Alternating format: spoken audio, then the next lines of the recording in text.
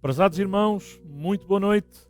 É um prazer estarmos juntos mais uma vez e pensarmos na palavra de Deus e nesta noite naquilo que João, no seu Evangelho, nos diz no capítulo 8.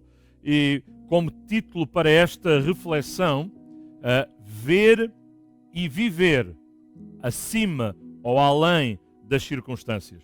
Este texto vai nos ensinar a importância de nós podermos ver além das circunstâncias e viver acima das circunstâncias e dos limites que as circunstâncias tantas vezes querem impor à nossa vida e nomeadamente também à nossa vida espiritual.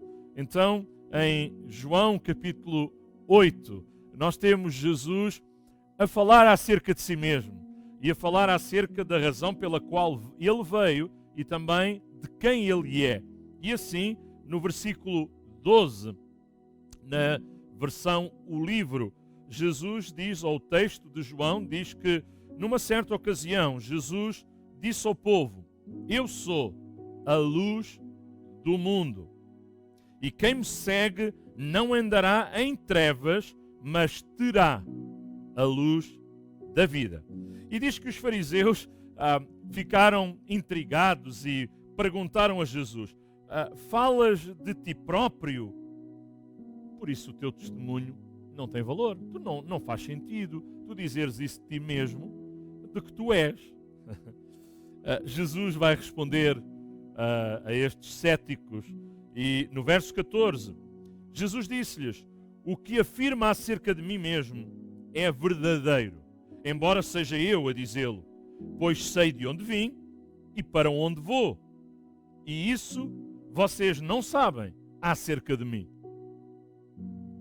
No versículo 18, Jesus diz assim: pois bem, eu sou uma testemunha e a outra é o meu Pai que me enviou. Onde está o teu Pai? Perguntaram a Jesus. Jesus respondeu: vocês não sabem quem eu sou, portanto, também não conhecem o meu Pai. Se me conhecessem, conhecê-lo-iam também a ele. No versículo 23, Jesus disse-lhes: vocês são cá de baixo, eu sou de cima. Vocês são do mundo, eu não. Verso 25, declara-nos quem és, insistiram este grupo de fariseus. Jesus respondeu e disse: eu sou aquele que sempre disse que era. Nada novo, eu sou o mesmo, aquele que eu sempre disse que era. Portanto, já há muito tempo que eu ando a dizer quem eu sou. Versículo 30. Muitos que o ouviram declarar estas coisas começaram a acreditar que ele era o tal, que ele era o Cristo, que ele era aquele que havia de vir. Os fariseus não ficaram felizes com este facto, naturalmente que não, e continuam a colocar várias questões a Jesus. E no verso 34 diz que Jesus, a uma das questões que lhe é colocada, ele vai responder e dizer: realmente é como eu vos digo, todo aquele que viva na prática do pecado é escravo do pecado. E vai dizer mais: mas se o Filho, verso 36, se o Filho vos libertar, verdadeiramente sereis livres.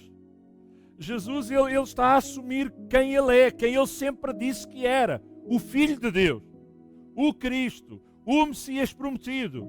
E ele claramente diz: se o Filho vos libertar, verdadeiramente vocês serão livres. Não livres como vocês são agora, a fingir, mas livres a sério, libertos da tradição, libertos da culpa, libertos do pecado, libertos de tantas amarras, vícios e situações que amarram pessoas, mas Jesus promete ser aquele que liberta aqueles que desejam ser libertos por ele. Fantástico. Versículo 39, estes fariseus vão dizer: o nosso pai é Abraão. Nós não somos umas pessoas quaisquer. o nosso pai é Abraão. E Jesus disse-lhe, aí é que está, se vocês fossem filhos de Abraão, vocês seguiam-lhe o exemplo. E o nosso assunto, a nossa temática, o nosso tema nesta noite, que é ver e viver além ou acima das circunstâncias, tem exatamente que ver com o exemplo de Abraão. Tem exatamente que ver com o assunto que Jesus vai abrir aqui mesmo. Se vocês fossem filhos de Abraão, seguia o seu exemplo. Por outras palavras, Jesus está a dizer, na vossa vida alguma coisa não bate certo. Vocês dizem, afirmam que são filhos de Abraão. Não é possível ver isso, porque vocês não vivem de acordo com o exemplo que Abraão deixou e que Abraão viveu. Então, quando nós avançamos no texto e chegamos ao versículo 48, eles entram num outro nível, quase já, ou já mesmo, no nível da ofensa, porque os seus argumentos não eram válidos em relação àquilo que Jesus ia responder. As suas questões e a sua argumentação era falaciosa. E diz que aquele povo, e já não apenas os fariseus, mas um grupo de judeus que está ali conjuntamente. No verso 48, o povo retorquiu, bem dizemos nós que és samaritano e que tens demónio. Eles já estão no nível, não da discussão, não da argumentação, não da análise de quem Jesus era ou não era, e do verdadeiro desejo de obter uma resposta. Mas as perguntas que eles fazem são perguntas mal intencionadas. E porque também eles não gostam das respostas, eles vão dizer a Jesus, tu nem judeu és, a sério, tu és samaritano, desconfiamos que tu és samaritano e que tu tens demónio. Não há outra explicação. Verso 49, não. Disse Jesus, não tenho demónio, porque honro o meu Pai, mas vocês desonram-me.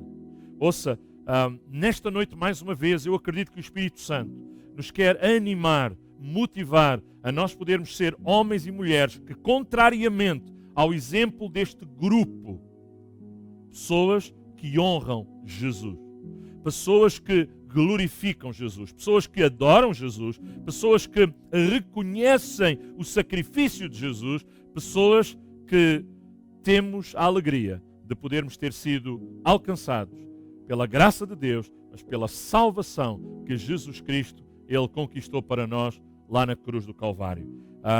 E é verdade que o desafio para a igreja hoje é sermos uma comunidade que honra a Deus, uma comunidade que honra Jesus. Voltando ao nosso texto, Jesus vai retorquir, vai reafirmar, na realidade é como vos digo, quem guarda as minhas palavras não verá a morte. Jesus insere um novo tópico na discussão, o assunto da morte. Mas os judeus vão dizer, agora sabemos, agora, já tínhamos dito, mas agora está confirmado que realmente tu estás possuído de demónio. Diz no versículo 52.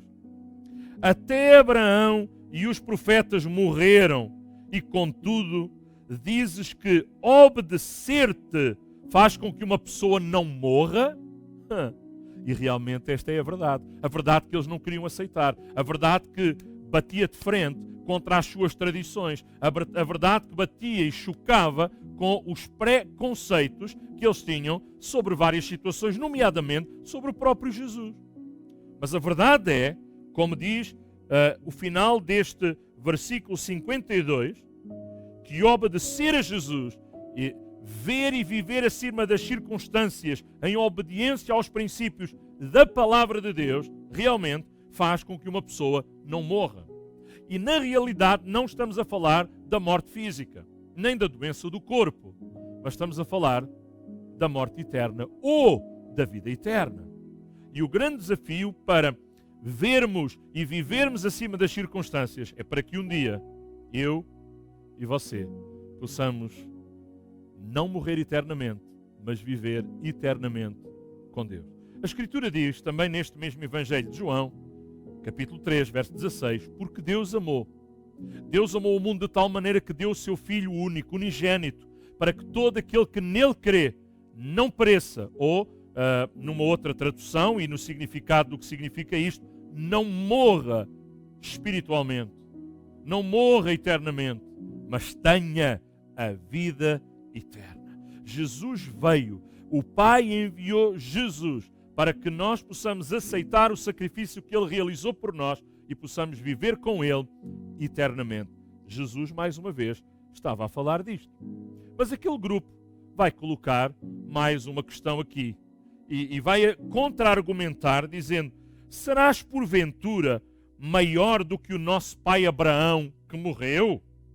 Então tu dizes que quem obedece às tuas palavras não morre, mas Abraão é uma referência e ele morreu. Mais uma vez quero lembrar, Jesus não estava a referir-se à morte física, senão à morte espiritual. E a podermos, aqueles que vemos e vivemos acima das circunstâncias, podermos um dia desfrutar da vida eterna com Jesus. Mas eles, neste verso 53, dizem isto: serás porventura maior do que o nosso pai Abraão que morreu e do que os profetas que também morreram? Quem é que tu julgas que és? Para nós que somos cristãos, que cremos em Jesus, sabemos muito bem que não era uma questão de quem Jesus julgava ser. Na realidade era uma questão de quem Jesus era. E Jesus não apenas era, Jesus é Deus. Jesus é o Salvador. Jesus é o único mediador entre Deus e os homens. Jesus é aquele que tinha e ainda hoje tem a autoridade para dizer e reafirmar não só a palavra falada que Jesus disse ao tempo do seu ministério terreno e da sua encarnação, mas a palavra escrita que nós temos de Deus, onde estão registadas estas declarações de Jesus. A sua autoridade não era igual à autoridade dos religiosos. Era alguém que realmente falava com a autoridade de Deus, porque Ele é Deus. A Escritura diz-nos que Jesus Cristo é o mesmo, ontem, hoje e será eternamente.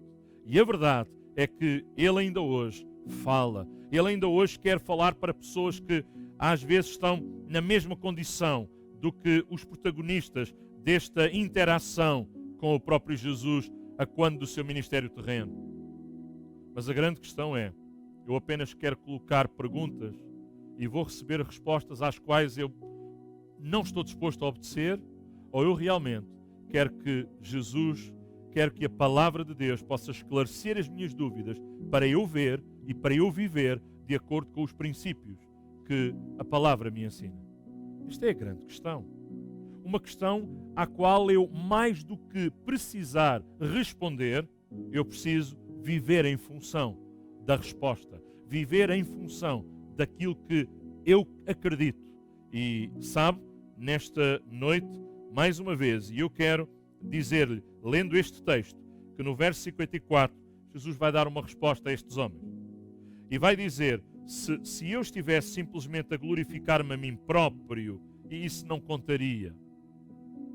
Mas meu Pai, a quem chamam vosso Deus, é quem me honra. Sabe, chamar apenas Deus a quem está lá em cima é muito pouco. Se nós não honramos, se nós não obedecemos, se nós não queremos viver de acordo com os princípios da sua palavra, Jesus está a dizer-lhes isto claramente. Mas ele vai mais longe e agora podemos dizer que ele vai ser um bocadinho duro. Ele vai ser muito cirúrgico, vai tocar na ferida. E ele vai dizer, mas vocês nem sequer o conhecem. Aquele a quem vocês chamam Deus, Ele é o meu Pai e é quem me honra. Mas vocês não o conhecem realmente. Como é que é possível pessoas falarem acerca de alguém, saberem tanta teoria acerca de alguém, mas na prática não serem pessoas que conhecem realmente a Deus, que vivem de acordo com os ensinamentos que a palavra de Deus tem e com o exemplo que eles estão aqui a querer ir buscar do grande pai Abraão, pai da fé. Jesus disse-lhes, se vocês disserem qualquer outra coisa, isso está fora da realidade. E se eu disser outra coisa, serei tão mentiroso como vocês. Jesus claramente está a dizer, vocês dizem que conhecem a Deus? Permitam dizer que isso é mentira. não bate certo. Não pode ser verdade. Porque conhecer a Deus implica ver as coisas de uma maneira. Conhecer a Deus implica viver de uma maneira que não é de acordo com a ótica humana, que não é de acordo com perspectivas humanas, mas que é de acordo com a ótica de Deus e com a perspectiva de Deus e os princípios de Deus que estão na palavra de Deus. O nosso versículo principal, a partir do qual eu quero fazer o desfecho e a conclusão da nossa reflexão a seu tempo, é o verso 56, João capítulo 8, verso 56. O vosso pai Abraão alegrou-se ao ver o meu dia. Sabia que eu viria e ficou satisfeito. Jesus está a dizer, aquele a quem vocês chamam pai, a Abraão, ele alegrou-se ao ver no futuro o meu dia. Sabia que eu viria e ficou feliz. Por outras palavras, Jesus está a dizer, olha, Abraão apenas teve a visão, vocês têm a realidade. Ele apenas com a visão, ele creu e alegrou-se. Vocês têm a realidade, eu estou aqui. Ele teve a visão de que eu viria e vim. Eu estou cá, vocês têm-me aqui em carne e osso. Ele creu e alegrou-se e vocês não são capazes de fazer isso. Ele apenas teve a semente. Vocês nem sequer fruto dão. Jesus está a censurar pessoas que apenas são religiosos. Vivem teoricamente a fé. Mas nós fomos chamados não para viver teoricamente a fé, mas para viver realmente a vida da fé. Daí o nosso tema, ver e viver acima, além das circunstâncias. Há circunstâncias imediatas que querem toldar a nossa visão, mas Deus deseja que nós não percamos o foco e continuemos a lembrar a razão pela qual estamos aqui. Não é nos tornarmos religiosos, não é nos tornarmos frequentadores simplesmente, mas é nós sermos pessoas que prestam culto.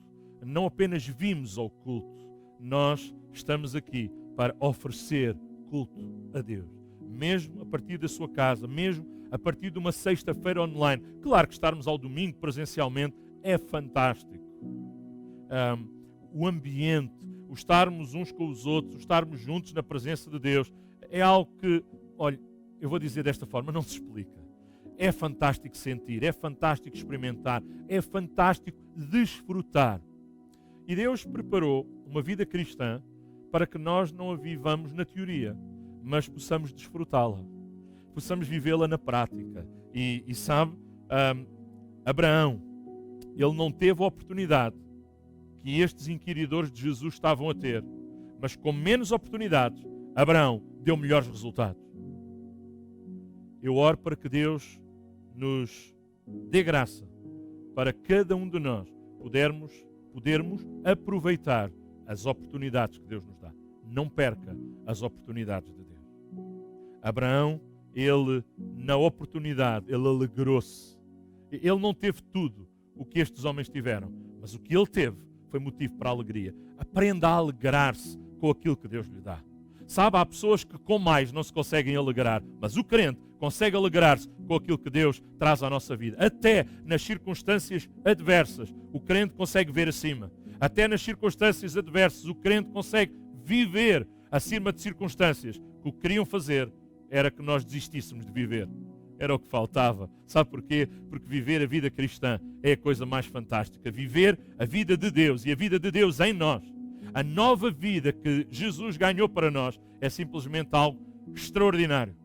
Não tem que ver com circunstâncias. Naturalmente que há coisas que nos acontecem que querem roubar a nossa alegria.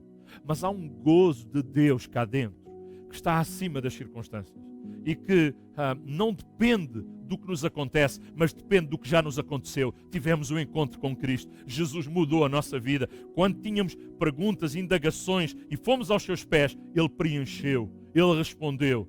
Nós tínhamos como que um puzzle que era a nossa vida com falta de uma peça em forma de Deus. E Ele, Jesus, Ele veio responder e veio preencher esse vazio que estava no nosso coração.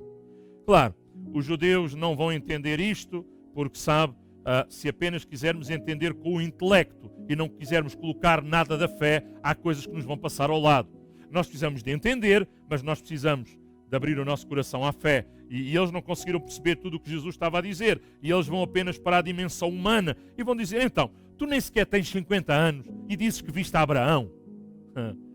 Mas Jesus, com aquilo que tinha dito antes, estava também a afirmar a sua divindade, a sua eternidade, a sua pré-existência. Ele já tinha existido, ou já existia, antes de ter encarnado e de estar ali, de ter nascido e de se ter feito homem, como nós conhecemos tão bem aquela história. Sabe como é que termina tudo isto? Jesus vai dizer, é realmente como vos digo, ainda antes de Abraão, eu sou. E Jesus estava a afirmar que ele era eterno e juntamente com o Pai, com o Espírito Santo, a Trindade Divina, ele estava lá.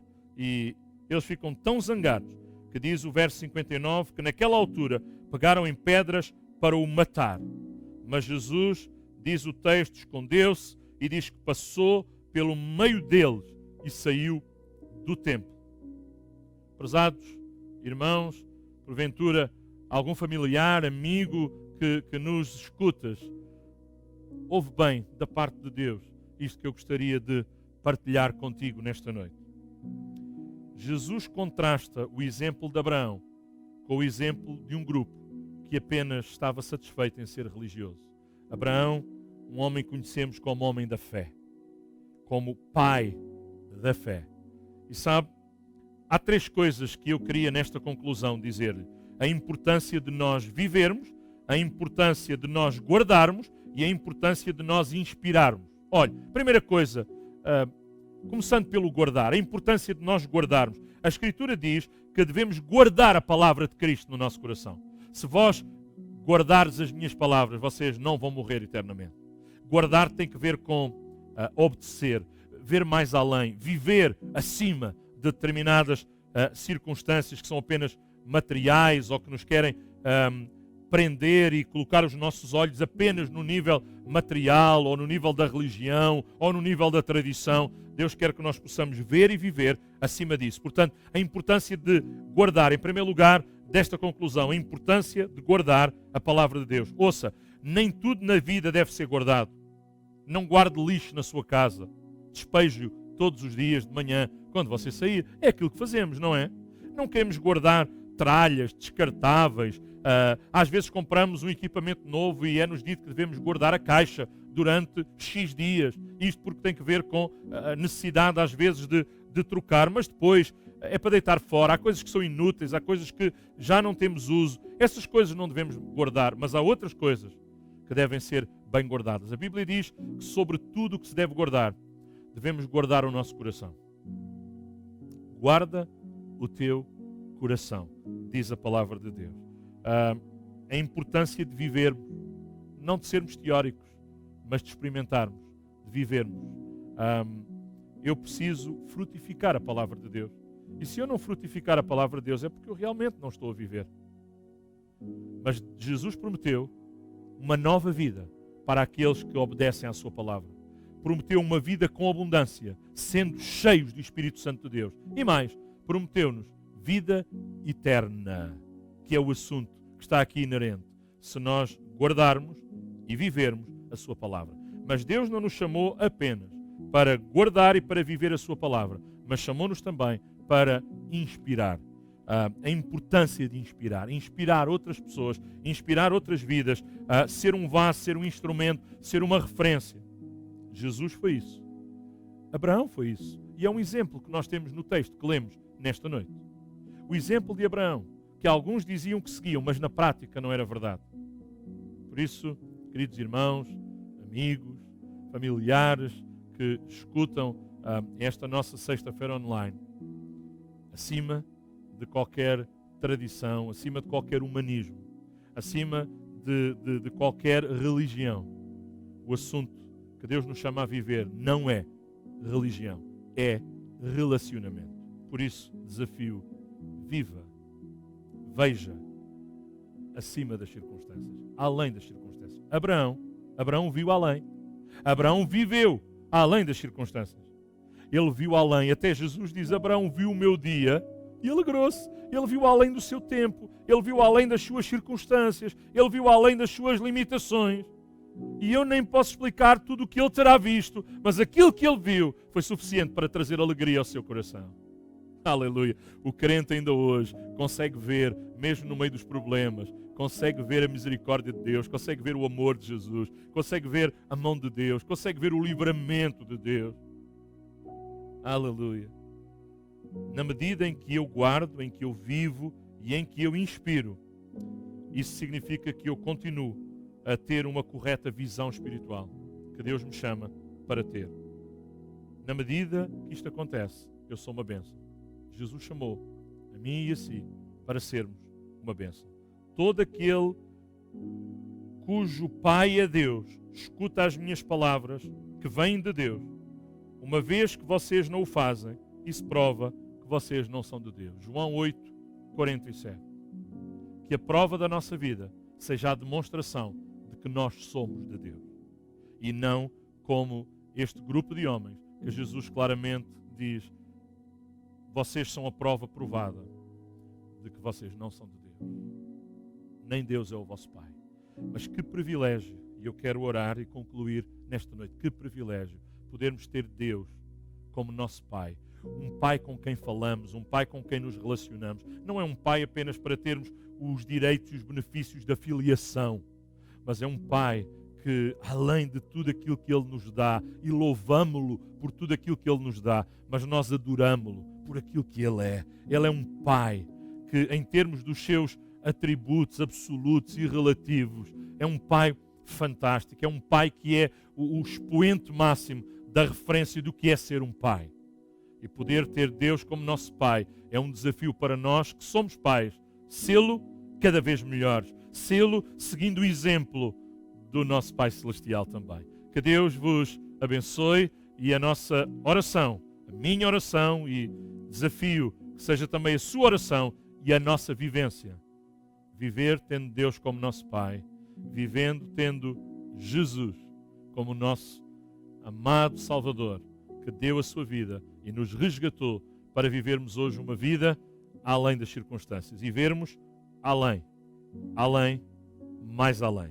Que Deus o fortaleça, ajude, abençoe. Gostaria de, ao concluir, lembrar que para os membros da nossa comunidade, da Assembleia de Deus de Algés, Igreja Evangélica aqui em Algés, no próximo domingo, para todos aqueles que são membros da Igreja, no próximo domingo, após o nosso culto, nós vamos ter a nossa Assembleia Geral, conforme a convocação e os nossos estatutos e convocatória que os irmãos já conhecem, e serve esta informação apenas para lembrar e reiterar, e será um tempo também muito importante. Até lá, Deus vos abençoe. Domingo celebraremos juntos com todos aqueles que puderem estar aqui na casa de Deus para adorarmos o nosso Pai, não por religião, mas porque é uma paixão do nosso coração. Somos filhos e queremos mais uma vez estar na presença do Pai e na adoração conjunta com os nossos irmãos.